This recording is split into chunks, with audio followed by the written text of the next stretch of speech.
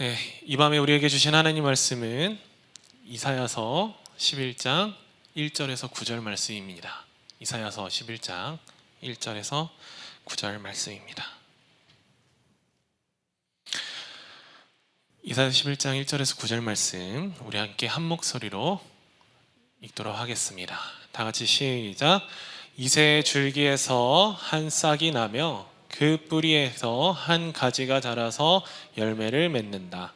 주님의 영이 그에게 내려오신다. 지혜와 총명의 영, 모략과 권능의 영, 지식과 주님을 경외하는 영이 그에게 내려오시니 그는 주님을 경외하는 것을 즐거움으로 삼는다. 그는 눈에 보이는 대로만 재판하지 않으며 귀에 들리는 대로만 판결하지 않는다. 가난한 사람들을 공의로 재판하고 세상에서 억눌린 사람들을 바르게 논죄한다. 그가 하는 말은 몽둥이가 되어 잔인한 자를 치고 그가 내리는 선고는 사악한 자를 사형에 처한다. 그는 정의로 허리를 동여매고 성실로 그의 몸에 띠를 삼는다.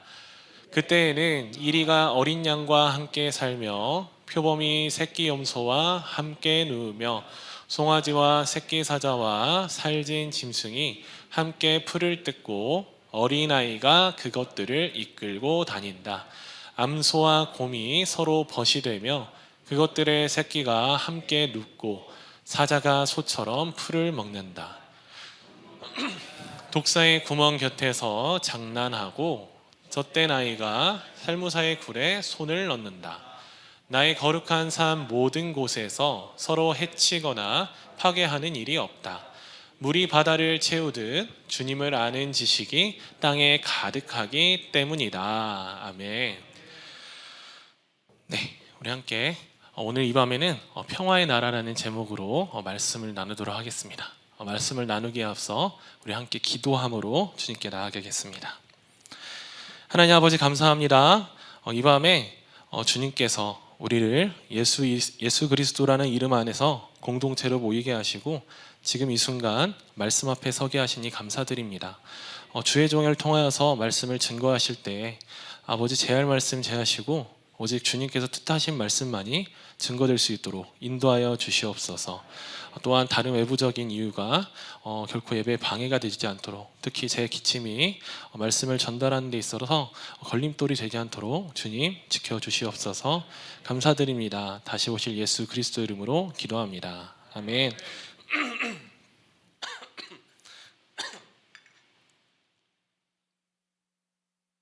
이 자리에만 서면 긴장을 해서 기침이 나오는 것 같습니다. 네, 이 밤에 함께 평화의 나라라는 제목으로 하나님의 말씀을 나누기 원합니다. 평화의 나라, 이사야서 11장 1절에서 9절 말씀 보면 그 11장 위에 소제목으로 평화의 나라라고 적혀져 있습니다. 이 평화의 나라는 누가 만드신 나라냐? 바로 하나님만이 이루실 수 있는 나라. 하나님이 약속하신 나라이고 또 하나님이 약속하신 구원이 임한 나라. 또 이러한 하나님의 말씀하신 나라는 하나님의 통치가 또 하나님의 창조 원리가 하나님이 뜻하신 바대로 이루어지는 나라를 바로 평화의 나라, 또 하나님 나라라고 말할 수 있습니다. 이런 이사야서에서 선포된 이 평화의 나라에 대한 이 말씀은 당시 이스라엘 백성 또 유다 백성들에게 아주 간절한 응답이었죠. 왜냐하면 주변 국가들로 인해서 계속되는 핍박과 그 나라, 유다의 나라의 미래를 장담할 수 없는 상황 속에서 하나님이 주신 약속은 그들에게 가장 큰 기도 제목이자 소망이자 염원이었을 것입니다. 그런데 그 당시 유다 백성들보다도 더 간절히 이 나라가 임하길 원했던 분이 누구시냐? 바로 그 약속을 하신 바로 하나님이십니다. 하나님께서 그 약속하신 나라, 하나님의 나라, 평화의 나라를 이루시길 원하셨고 그 누구보다도 하나님이 뜻하신 바대로 이뤄나가길 원하셨습니다. 이 평화의 나라, 하나님 나라에 반대되는 나라겠죠. 그것은 어떤 나라? 바로 세상 나라. 하나님 나라가 아닌 세상이 왕이 된 나라, 그리고 하나님이 왕이 아닌 나라, 우상이 왕이 된 나라, 이걸 바로 세상 나라를 할 수 있는데 하나님 나라에는 하나님 나라에는 그 주권이 누구에게 있냐? 바로 하나님에게 있습니다. 그 나라의 하나님 나라의 최고의 권위자가 바로 하나님이신데 세상 나라에서 최고의 권위자는 바로 내가 바로 주인이자 그 나라의 주인이자 왕이고 또 자기의 소견대로 행하는 나라, 그게 바로 세상 나라이고 하나님의 뜻을 구하지 않는 나라, 그리고 하나님의 주권, 높으심을 인정하지 않고 세상 왕이 주권을 가진 나라, 이 나라가 바로 세상 나라라고 할 수 있습니다. 이 하나님 나라와 세상 나라의 두 차이는, 그 나라가 가진 차이는 무엇입니까? 그것은 바로 하나님이 최고 권위자이신가, 아니면 하나님이 최고 권위가 아니신가, 하나님께 주권이 있냐 없냐가 바로 하나님 나라와 세상 나라의 차이라고 말할 수 있습니다. 하나님께서는 하나님 나라를 확장하고 더 넓히고 하나님 나라를 이루어가기 원하셨어요. 그래서 그 당시 말씀을 받은 이스라엘 사람들에게 어떤 명령을 내리셨냐? 바로 정복하고 다스려라. 하나님 나라를 만들기 위해서 정복하고 다스려라 라고 말씀하셨어요. 창세기 1장 28절을 보면 사람을 창조하시고 하나님이 복을 주시고 그 주신 말씀이 뭐냐? 생육하고 번성하고 땅에 충만하라, 정복하라, 그리고 모든 생물을, 땅에 기는 모든 생물을 다스려라. 하나님께서 처음 창조하시고 말씀하신 창조 원리, 하나님 꿈꾸신 하나님 나라의 모습이 뭐였냐면 하나님의 복을 받은 사람이 이 세상 나라를 정복해 나가고 다스려 나가고 하나님의 복을 개진시켜 나가는 그런 나라를 하나님이 원하셨고 하나님께서 뜻하신 그 나라가 바로 이런 모습이었습니다. 우리가 이 하나님 나라가 확장되고 세워지기 위해서는 하나님께서 어떤 방법을 하러 가시냐? 바로 정복하고 다스리는 것. 하나님 나라에 주신 복으로 정복하고 다스려 나갈 때 하나님 나라가 세워지고 확장되어져 갖고 하나님의 창조 원리가 회복되었습니다. 이 하나님 나라가 세워지고 확장되어진 대표적 사례, 역사서를 살펴보면 역사적인 사건이 있는데요. 그건 바로 여호수아서에서 아주 잘 나와 있습니다. 하나님께서 여호수아에게 그 가나안 약속하신 땅을 정복하라 명령하셨고 여호수아는 그 땅을 하나하나 정복해 나갑니다. 요단 동편 시딤에서 시작된 가나안 땅 정복은 이스라엘 북쪽 땅끝까지 진행되었고 그 약속의 땅 가나안 땅은 정복과 다스림으로 얻을 수 있는 땅이었습니다. 하나님 나라 확장의 사례를 잘 보여주는데 우리가 잘 알고 있는 전투가 두 가지 있죠. 그건 바로 그 여호수아 땅 정복 때 있었던 전투, 여리고성 전투와 바로 아이성 전투입니다. 여리고성 전투를 먼저 보면 결코 무너지지 않을 것만 같았던 여리고성이 어떻게 무너졌나요? 하나님이 알려주신 방법대로 그 여리고성 주변을 7바퀴를 돌고 큰 소리로 외치니 그 성벽이 무너졌습니다. 그리고 승리로 나아가고 정복하였습니다. 반대로 아이성 전투를 보면 그 군대의 세력이나 규모, 그 위세를 보았을 때 이 여호수아 군대가 판단했을 때 아이성 전투에 정탐을 왔을 때 3,000명 정도면 얘네 이길 수 있겠습니다 하고 3,000명 정도만 데려갑니다. 그런데 어떻게 됐죠? 결국 아이성 전투에서는 패배합니다. 왜? 그 규모나 세력이 아니라 아간의 범죄로 인해서 패배하였다라고 말하고 있습니다. 이 여리고성과 아이성 전투 두 전쟁의 차이는 어떤 차이가 있죠? 여리고성 전투는 하나님의 주권을 인정하고 순종하는 전투였습니다. 근데 아이성 전투는 하나님의 주권이 침범되었어요. 왜? 아간의 범죄로 인해서 그 범죄가 그 죄로 인해서 하나님의 주권을 인정하지 않는 게 되었고 결국 불순종이라는 결과로 그 불순종으로 인해 그 전쟁에 있어서 패배하는 결과를 맞이하게 됩니다. 이 두 전쟁을 볼 때 여호수아서에 나타난 하나님 나라의 정복과 다스림, 그 하나님 나라가 확장되고 세워지는 그 과정 가운데 여리고성 전투와 아이성 전투만 보아도 이 하나님 나라의 확장과 정복, 다스림, 이 세워지는 것은 어떤 전쟁이냐? 바로 영적 전쟁이라는 것입니다. 결코 하나님 나라가 세워지냐, 확장되냐, 아니면 안 세워지냐, 무너지냐, 이거는 어떤 물리적인 또는 어떤 그 개인이 가진 힘, 이런 걸로 좌우되는 것이 하나님 나라가 아니라는 것입니다. 어떻게? 바로 영적 전쟁. 그 영적 전쟁을 승리해냄으로써 정복하고 다스릴 때 세워지는 나라가 바로 하나님 나라라는 것을 알 수 있습니다. 우리는 지금 단일 기도에 열심히 하고 있죠. 우리 찬영 전사님께서 인사를 처음에 단일 기도 잘 하고 있냐고 했는데 마음의 심히 부담이 컸습니다. 네. 모두가 우리 지금 약속한 기간 새 1회 동안 하나님 앞에 거룩한 습관을 가지고 말씀 읽기, 또 감사 노트 작성, 또 말씀 팔찌, 그리고 새벽 예배 참석, 또 금식, 이러한 여러 가지 거룩한 습관들로 우리는 지금 단일 기도에게 임하고 있습니다. 벌써 11차를 맞이했습니다. 이 단일 기도회를 하면서 교회뿐만 아니라 성도님들 개개인 각자가 목표한 바나 또는 어떤 영적 성장, 이런 것들을 꿈꾸며 지금 다니엘 기도에 임하고 계실 것이라 생각합니다. 그래서 우리가 이 세일이 동안 이런 거룩한 습관, 말씀 읽기, 또 새벽 예배 나와서 또 예배 자리 지키기, 또 내가 불평할 수 있을 때 참고 인내해서 감사로 순환하기, 이런 여러 가지 거룩한 습관을 가지고 하나님을 만족시키고 또 하나님 만족시키고 이런 거룩한 습관을 계속 해나갈 때 하나님께서 우리가 목표한 어떤 영적 성장이나 또 기도의 응답이 있을 줄로 믿습니다. 그런데 하나님께서, 우리 한번 생각해 볼게요. 하나님께서 우리가 이렇게 거룩한 습관을 가지고 새 1회 동안 임하는, 새 1회 동안 거룩한 습관을 가지고 열심히 해나가는 이 말씀 읽기, 그리고 예배 자리 지키기, 또 그리고 긍정적인 마음으로 항상 감사하기,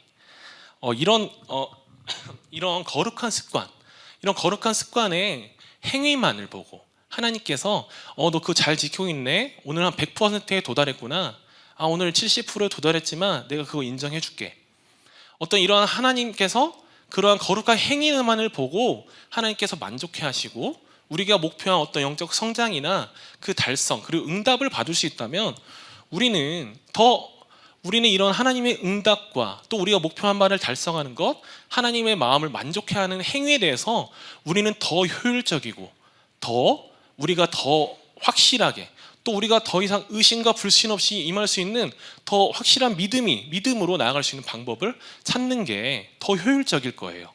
감사노트, 우리가 평소에 하지 않던 이런 감사노트 이런 거 말고 더 효율적인 걸 찾을 수 있을 겁니다. 불편하게 금식하지 않아도 돼요. 그리고 다른 사람이 이 팔찌 뭐냐 물어볼 때마다 답변 안 해도 돼요.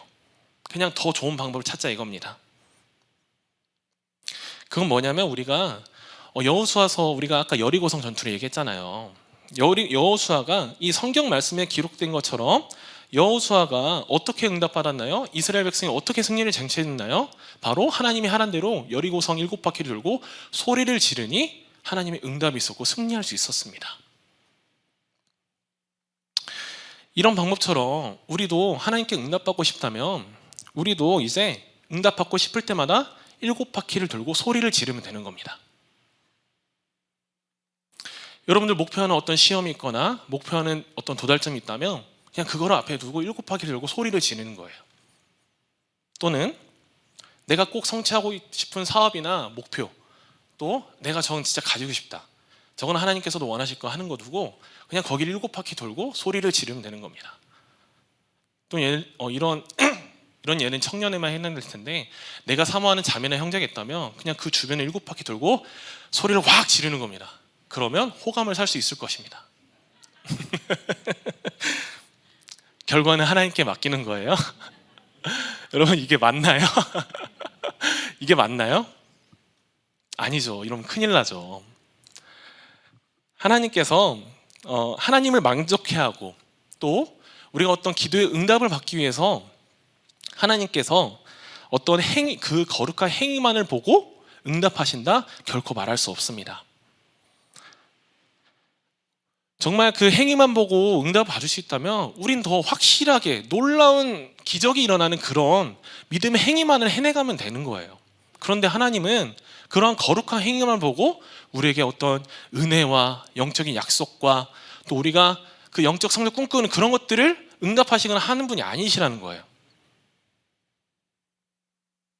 그렇다면 하나님은 언제 응답하시고 또 우리가 어떻게 해야 할 때 도대체 응답하시는 분이신가 라고 묻는다면 우리는 다시 여리고성 전투와 아이성 전투를 돌아보는 겁니다. 이 여호수아가 이스라엘 백성과 함께 여리고성 전투를 승리할 수 있었던 이유는 있잖아요. 7바퀴를 돌아서 소리를 크게 질러서 이겼던 게 아니에요.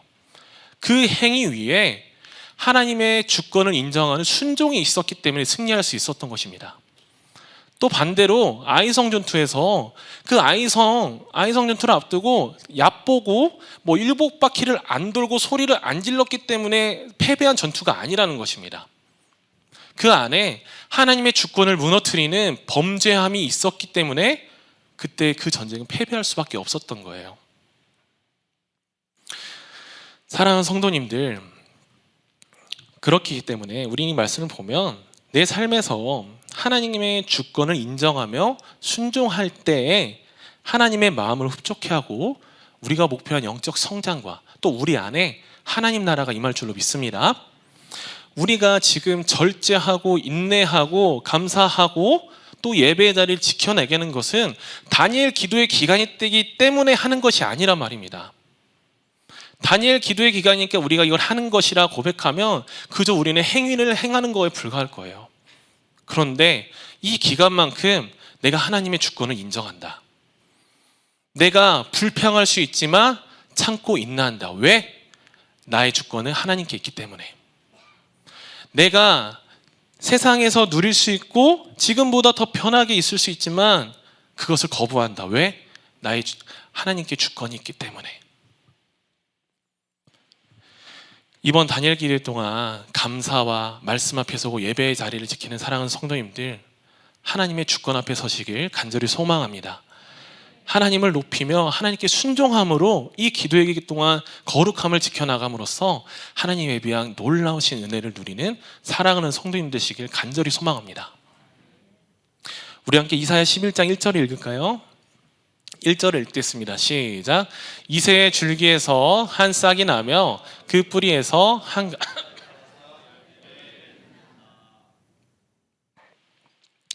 여기서 하나님께서 평화의 나라를 임하시기 위해 어떤 일을 행하시냐? 무엇을 말씀하시냐면 이새의 줄기에서 한 싹이 나고 또 그 한 싹에서 뿌리가 내리고 또 그 뿌리 내리는 한 가지가 나서 열매를 맺는다, 결실한다라고 말하고 있습니다. 또 그 뒤에 말씀을 보면 이 결실하는 때에 어떤 일들이 있냐? 바로 그 위에 여호와의 영이 임하고 또 공의와 정직과 성실 이런 것들, 이러한 하나님의 거룩한 것들로 심판하고 판단하는 나라, 그리고 원수와 대적이 없는 나라, 그리고 해안과 상함이 없고 여호와를 아는 지식이 물이 바다 덮은 같이 충만한 나라가 이루어진다라고 말하고 있습니다. 언제? 이새의 줄기에서 한 싹이 나서 결실하는 때. 이 결실의 때가 언제를 말하는 겁니까? 이 결실의 때는 바로 메시아가 이 땅에 오셔서 그 메시아가 오시는 그 임하는 그날을 이야기하고 그 위에 뒤에 설명되는 그 나라는 바로 메시아를 통해 이루어지는 나라라는 것을 말합니다. 그렇다면 그 이새의 뿌리, 그 이새의 줄기에서 이새는 누구입니까? 이새. 여러분들이 익숙한 이름처럼 이새는 바로 다윗의 아버지입니다. 이 다윗의 아버지로서 아들 다윗이 왕으로 세워진 그 아버지. 네, 그리고 이 이새는 유다 지파로서 그 베들레헴 마을에서 명망 있는 주민이었습니다. 그런데 이 이새의 직업은 무엇이었냐? 바로 농사를 짓고 양을 기르는 바로 목자, 그리고 농사 짓는 사람이었던 것입니다. 사무엘상을 보면 다윗을 이새의 아들이라 칭하는 분을 찾을 수 있습니다. 그런데 이새의 아들이라 칭하는 의미는 뭐냐면 비하하는 거예요. 조롱하는 거예요. 너의 출신이 이새의 아들이지 않냐? 바로 사울 왕이 살아있을 때 이새의 아들 다윗 어딨냐? 지금 나랑 같이 밥을 먹어야 하는데 이새의 아들 어디 갔냐? 그것은 다윗의 출신을 조롱하고 비하할 때 사용하는 바로 그 이름입니다. 그리고 이어서 1절에서 말하는 이새의 뿌리, 이새의 줄기라는 그 단어를 보면 영어 성경을 보면 뭐라고 적혀 있냐면 The stump of Jesse라고 적혀 있는데, 이거는 바로 The stump가 무엇을 말하냐면 우리가 많이 들어본 그루터기를 말하는 겁니다. 잘 자란 나무에서 밑둥을 쭉 잘라버리면 그 마지막에 끝에 남아있는 게 뭐죠? 그걸 그루터기라는데 오늘 그 2세의 줄기 바로 2세의 스탬프, 2세의 그루터기를 말하는 거예요. 이 의미를 잘 살펴보면 2세의 그루터기는 무엇을 말하냐면 그 조롱받았던 이름, 또 뭔가 내세울 거 없는 이름이 와중에 그루터기만 남아버린 상황, 다 잘려버려서 어떠한 소망이나 희망이나 생명도 기대할 수 없는 그 상황, 바로 2세의 그루터기라는 것입니다. 그런데 하나님은 놀랍습니다. 이 2세의 그루터기에서 싹이 나게 하시고 또 뿌리를 내리게 하시고 가지가 맺히게 해서 어떻게 된다? 결실을 맺는다. 그 아무것도 기대할 수 없는 2세의 그루터기에서 하나님은 소망을, 희망을 주시고 생명을 불어넣으시고 마침내 열매를 맺으시는 하나님이다 라고 말하는 것입니다. 하나님께서는 이 2세의 뿌리에서 결실한 그 예언을 어떻게 성취하셨나요? 친히 이 땅에 오심으로, 친히 그 약속을 이루시기에 이 땅에 오셔서 친히 이루셨습니다. 그분이 바로 예수 그리스도인 줄로 믿습니다. 그 2세의 뿌리에서, 2세의 그루터기에서 나오신 그 열매가 바로 예수님이라는 것입니다. 하나님은 이러한 방법으로 성경 전반적으로 살펴보면 이러한 방법으로 하나님 일하세요. 무에서 유를 창조하시는 하나님, 아무것도 기대할 수 없는 죄로 멸망받아 마땅한 그 나라에서 희망을 주시고 소망을 주시고 다시 생명을 불어넣으시는 누구시냐? 바로 하나님이시라는 것입니다. 그러한 하나님께서 오늘 우리에게 말씀하십니다. 우리에게도 소망이 있다 말씀하신 줄 믿습니다. 우리가 살아가면서 내 삶에는 아무런 희망도 소망도 어떠한 지금 내가 직면한 문제를 타개할 방도나 힘도 없는 상황, 우리는 누구나 그러한 상황을 직면할 수밖에 없습니다. 또 지금 혹시 그런 삶을 살아갈 수도 있습니다. 세상에서는 너에겐 소망이 없다, 너는 끝이다, 끝장난 인생이다 라고 속삭이고 우리를 좌절시키고 넘어지게 하지만 하나님께서 뭐라 하냐? 내가 소망이다, 너에게 소망이 있다 말씀하신 줄로 믿습니다. 하나님께서는 그 썩어버리고 타버린 그 그루터기에서도 생명이 나게 하시는 하나님이세요. 그 하나님을 온전히 의지한다면 우리 안에 소망이, 그 희망이, 예수 그리스도 이름을 붙잡고 나아간다면 우리에게 결코 소망이 꺾이지 않는 줄로 믿습니다. 우리에겐 변함없는 소망이 있는 거예요. 그 예수 그리스도라는 이름 한 분만으로. 우리 함께 2절 말씀을 읽도록 하겠습니다. 2절 말씀입니다. 다 같이 시작. 나 지혜와 총명의 영, 모략과 권능의 영, 지식과 주님을 경외하게 하는 영이 그에게 내려오시니. 아멘. 그 2세의 뿌리에서 난 메시아 위에 주님의 영이 내려오신다 라고 말하고 6가지 속성으로 이야기하고 있습니다. 지혜, 총명, 모략, 권능, 지식, 그리고 주님을 경외하는 영. 결론적으로 그 메시아 위에 성령이 임했다고 말하는 거예요. 여호와의 영이 임해서 세워진 평화의 나라는 여호와의 그 메시아가 임하고 그 메시아 위에 여호와의 영이 임함으로써 세워진 나라는 어떤 모습이냐? 우리 6절에서 8절까지의 말씀을 읽도록 하겠습니다. 6절에서 8절입니다. 시작. 그때에는 이리가 어린 양과 함께 살며 표범이 새끼 염소와 함께 누우며 송아지와 새끼 사자와 살진 짐승이 풀을 뜯고 어린아이가 그것들을 다닌다. 암소와 곰이 서로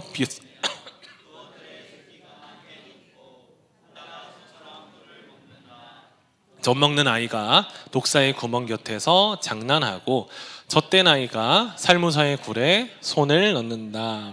아멘. 메시아가 임하고 여호와의 영이 임한 나라가 어떤 나라냐면 이리가 어린 양과 함께 살고, 지금 이리가 양을 잡아먹는, 그럴 수 있죠. 그리고 표범이 새끼 염소와 함께 눕고, 송아지와 새끼 사자, 그리고 살짓이 함께 풀을 뜯는, 그리고 암소와 곰이 서로 벗이 된다. 그리고 새끼가 함께 눕고 사자가 소처럼 풀을 뜯는다.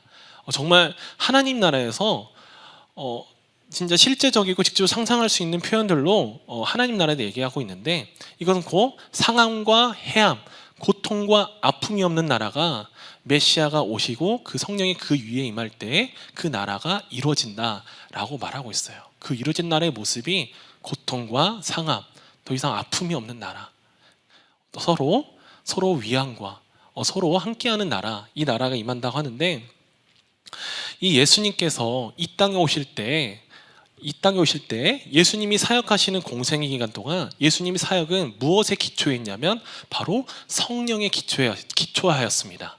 예수님은 이 땅에 인간의 몸을 입고 태어날 때부터 무엇으로 잉태되셨냐면 바로 성령으로 잉태했다라고 말하고 있습니다. 그리고 세례 요한에게 세례를 받아서 그 공적인 사역을 승인하실 때, 세례 요한에게 세례를 받을 때 바로 하늘에서 비둘기같이 성령이 내렸다 말하고 있습니다. 그리고 예수님께서 광야에서 시험을 받을 때 무엇에 이끌렸다 하냐면 성령에 이끌려 광야로 갔다라고 말하고 있습니다. 그리고 예수님은 치유와 모든 사역을 하실 때, 복음을 전파하실 때 성령의 능력과 함께 그 사역들을 감당하셨다라고 말하고 있습니다. 우리 함께 마가복음 1장 13절 말씀을 읽도록 하겠습니다. 마가복음 1장 13절입니다. 12, 13절입니다. 시작. 그리고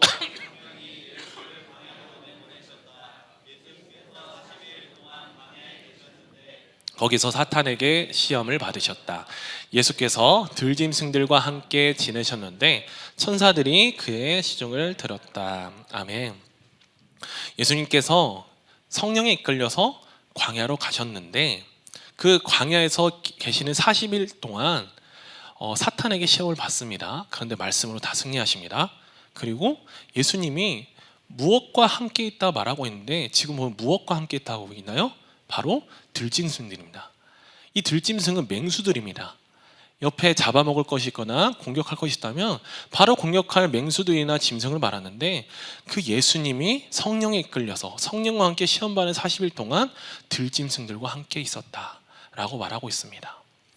성령이 임하고, 예수님이 위에 성령이 임하고 그곳 가운데 오늘 이사야서에서 말한 것처럼 이리와 어린 양과 함께 있고, 결코 상황과 고통이 없는 나라가 바로 예수님이 성령과 함께 하실 때 바로 그곳에 임하였고, 그 옆에 있는 들짐승들이 예수님을 공격하지 않는 겁니다.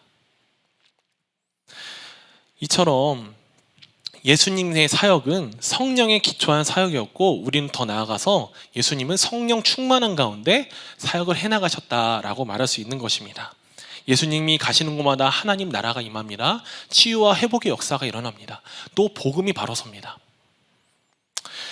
예수님은 이러한 공생의 사역을 마치시면서 십자가에 못 박혀 피 흘리시면서 그 대속 사역을 이루신 후에 하늘로 승천하셨죠. 그런데 그 전에 우리에게 주신 약속, 그 당시 제자들에게 주신 약속, 지금의 우리에게 주신 약속이 무엇이냐? 바로 보혜사, 곧 성령을 너희에게 주노라.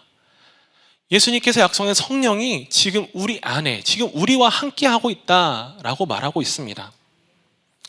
우리가 여기에서 예수 그리스도의 이름을 주로 시인하고, 예수님이 나의 주인이십니다 시인하고, 세례를 받은, 이를 믿고 세례받아 중생한 자들, 중생한 우리들은 성령으로 세례를 받은 사람이라 말할 수 있고, 또 예수를 주로 시인한 우리는 성령으로 세례를 받았기 때문에 지금 우리 안에 함께 하신다, 성령님이 나와 함께 하신다라고 고백할 수 있는 것입니다.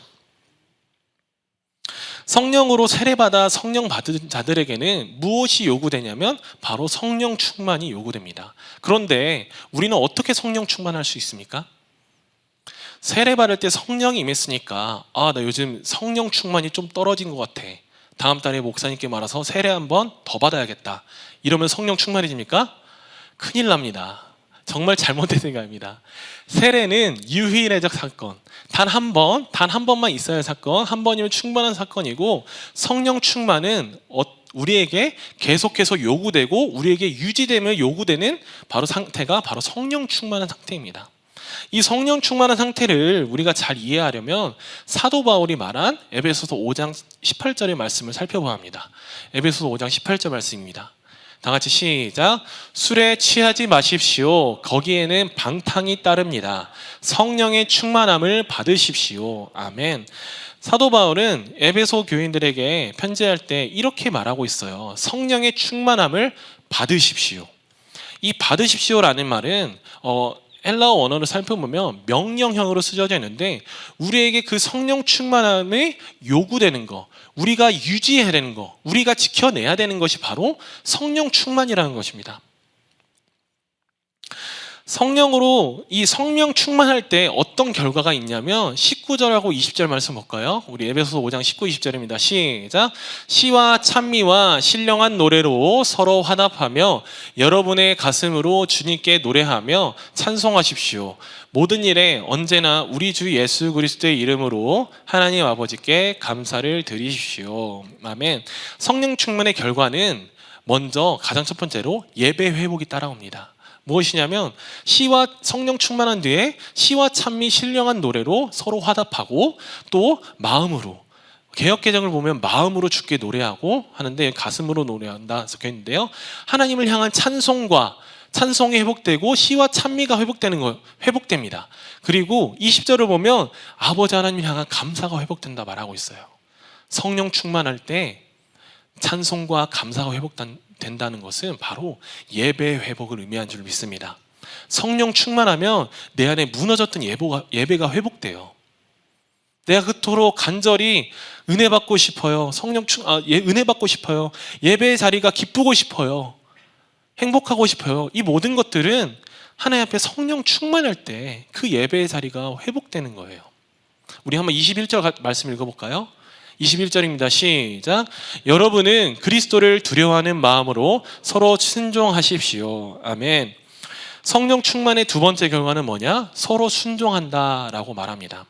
개역개정을 보면 피차 서로 복종하라라고 말하는데요, 이것은 누가 누구에게 순종하고 복종하라는 건가라는 것을 알기 위해선 그 21절 이후로 쭉 이어지는 말씀들을 살펴봐야 돼요. 그 뒤에 부모와 자녀의 회복을 말합니다. 그리고 남편과 아내의 회복을 말합니다. 그리고 종과 주인의 관계의 회복을 말하고 있습니다. 성령 충만할 때 내 남편과 내 아내의 관계가 회복되고, 내 자녀와 부모의 관계가 회복되고, 그리고 종과 주인의 관계가 회복된다 말하고 있어요.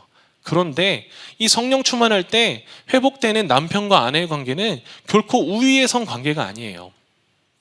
분명 남편이 머리됨을 인정하고 순종하라 하지만 남편도 그에 상응하는 사랑을 아내에게 주어야 된다 말하고 있습니다. 아내를 그리스도가 교회를 사랑한 것 같이 너도 그 아내를 사랑하라 말하고 있어요. 그리고 그리스도께서 교회의 머리 된 것 같이 너는 남편에게 순종하라 라고 말하고 있어요. 성령 충만할 때 부부관계가 회복되고, 또 그리고 자식과 부모의 관계가 회복된다고 해요. 그런데 부모가 자식에게 무엇을 하지 말라 하냐면 화나게 하지 말라, 노엽게 하지 말라라고 말하고 있어요. 성령 충만할 때 그 성령 충만한 자가 자식에게 해야 할 일은 화나게 하지 말고 노엽게 하지 말고 주의 교훈을 따라 양육하라라고 말하고, 또 자식은 부모에게 순종하라 말하고 있어요. 이처럼 성령 충만하면 어디에 하나님 나라가 임하냐면 바로 가정에 하나님 나라가 임하는 줄로 믿습니다. 성령 충만할 때 내 안에 하나님 나라가 임해서 예배가 회복되는 겁니다.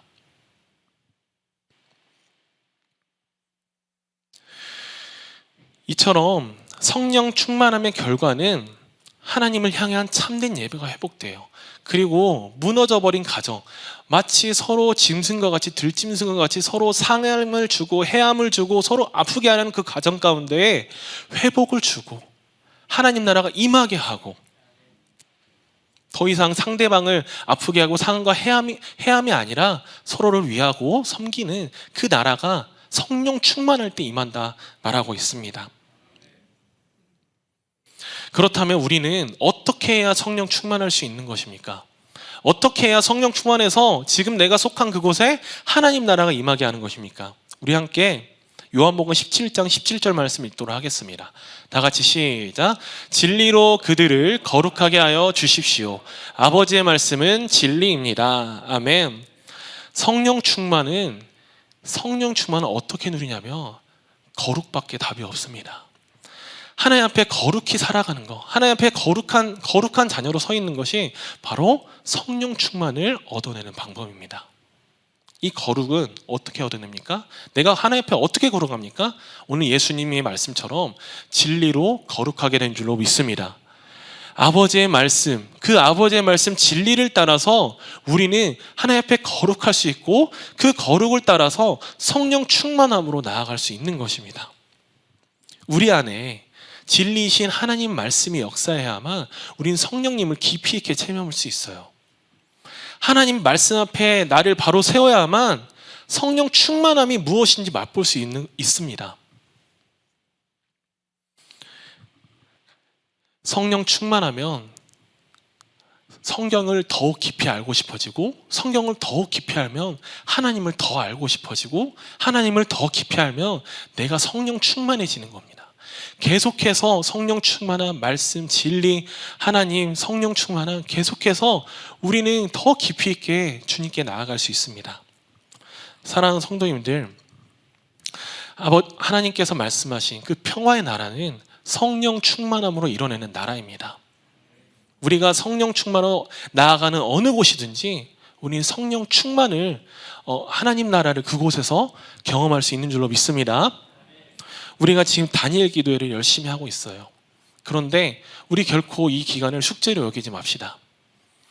오늘 주어진 말씀 분량 읽어내고 오늘 내가 출석했으니까 됐어, 오늘 내가 다니엘 기도회 할 거 다 했어 라는 것으로 끝나는 게 아니라, 하나님, 내가 이것을 하는 이유는 하나님의 주권을 인정하기 때문입니다. 내가 하나님께서 높으신 줄 알기 때문에 내가 지금 순종합니다 라는 마음으로 나아가고, 또 그 기간 동안 하나님께 성령 충만을 구함으로, 하나님, 내가 성령 충만하여서 하나님 나라를 경험하기 원합니다, 내가 있는 곳이 하나님 나라 되게 하여 주시옵소서 라고 간구하는 사랑하는 성도님들 되시기를 주의 이름으로 간절히 축원합니다.